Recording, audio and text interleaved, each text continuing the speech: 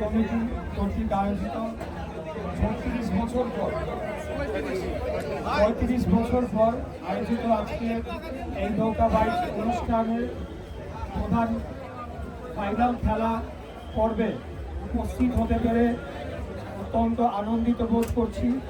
আমার সাথে রয়েছেন ঢাকা 7 আসনের মাননীয় সংসদ সদস্য, ঢাকা মহানগর দক্ষিণ বিএনপির যুগ্ম আহ্বায়ক, ঢাকা মহানগর দক্ষিণ শ্রমিক দলের সম্মানিত সভাপতি সহ স্থানীয় বিএনপি এবং অঙ্গ ও সহযোগী সংগঠনের নবাববাড়ি এলাকার অত্র এলাকার মুরব্বীগণ এবং স্থানীয় ব্যবসায়ী নেতৃবৃন্দ সহ উপস্থিত এলাকাবাসী এবং সম্মানিত সকলে আজকে যারা উপস্থিত হয়েছেন সবাইকে আন্তরিক ধন্যবাদ জানাচ্ছি।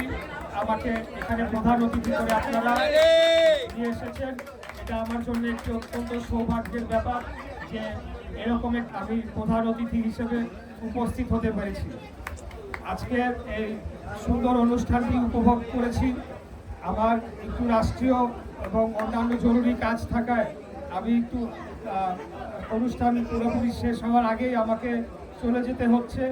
তবে আমি এই অ্যাংলিং কমিটির সকল সদস্যবৃন্দ এবং এই অনুষ্ঠানটি আয়োজনের সাথে সকলে যারা সম্পর্কিত সবাই অন্তর শুভকামনা এবং সফলতা কামনা করছি এবং যারা বিজয়ী দল হবেন তাদেরকে অগ্রিম শুভেচ্ছা জানাচ্ছি এবং অন্যান্য দল যারা এখানে আজকের এই কম্পিটিশনে যারা অংশগ্রহণ করেছেন তাদেরকেও অভিনন্দন এবং শুভেচ্ছা জানাচ্ছি।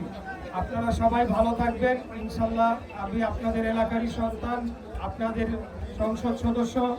এই নবাববাড়ি এলাকা একটি অত্যন্ত ঐতিহ্যবাহী এলাকা এবং আমি এই অঞ্চলের এই এলাকার সংসদ সদস্য হতে পেরেছি, এটা আমার জন্য একটা গর্বের বিষয়।